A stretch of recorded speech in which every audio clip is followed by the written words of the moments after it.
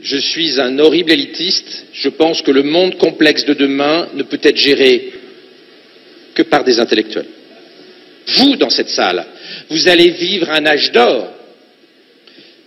Et nous devons créer une société inclusive et trouver le moyen d'éviter qu'il y ait un gigantesque gap.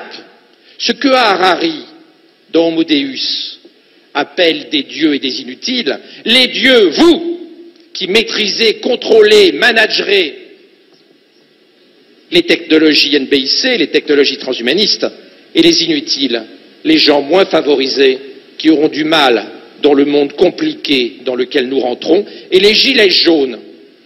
C'est la première manifestation de ce gap intellectuel insupportable que nous sommes en train de créer entre les winners, les dieux d'Harari, et les losers, les inutiles.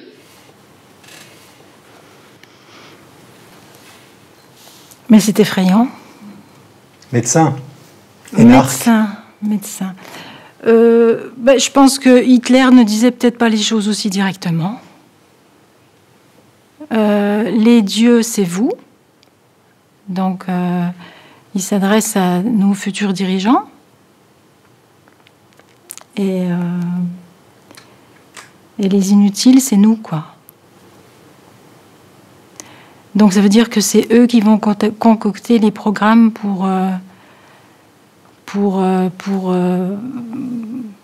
décider de la façon dont on doit vivre, dont on aura le droit de vivre, ou de disparaître, peut-être. C'est absolument effrayant.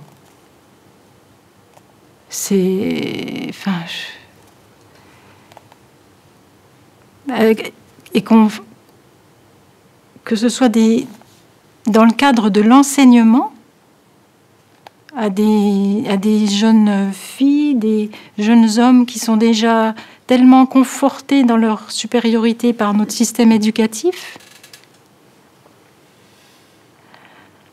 Il paraît qu'à l'Assemblée nationale, il y a une députée qui s'est fait surnommer Bac-2 parce qu'elle est simplement aide-soignante. C'est vous dire le mépris de notre classe dirigeante. Donc si nous sommes les inutiles, si nous disparaissons, ça n'est pas grave. Mais c'est vrai que déjà, dans les maisons de retraite, nos aînés ont une espérance de vie résiduelle. Donc, résiduelle, ça veut dire qu'ils font déjà du rabat. Donc, on peut les faire disparaître. Dans le silence, porte de chambre fermée. Ouais, ça me donne juste envie de pleurer, je suis désolée, mais c'est épouvantable. Qu'est-ce qu'on a fait à nos aînés? Qu'est-ce qu'on est en train de faire à nos enfants? Quand est-ce que les gens vont ouvrir les yeux et réagir? Quand?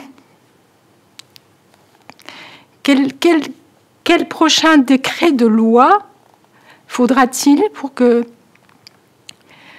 les gens puissent protester et empêcher ça? Parce que c'est pas dans 10 ans. C'était proposé l'année dernière. Et c'est ce qui arrive aujourd'hui. Qu'est-ce que ça veut dire? On n'a pas besoin d'avoir Bac+10 pour se poser la question si ce n'est pas quelque chose de programmé. On a le droit de s'interroger, c'est notre devoir. Puisque maintenant on a la possibilité d'avoir accès à l'information, c'est tout ce qui nous reste. Moi, j'ai plus la télévision depuis 15 ans, donc je suis désintoxiquée. Donc je vais chercher mes informations ailleurs. Tout le monde peut le faire. Tout le monde peut le faire. J'ai envie de dire aux gens, mais dans 10 ans ou dans 20 ans, est-ce que vous pourrez regarder vos enfants dans les yeux et leur dire que vous ne saviez pas? En 1945, c'était possible. Bien que j'ai 2 grands-mères qui savaient parfaitement ce qu'on faisait des Juifs quand on les mettait dans des trains.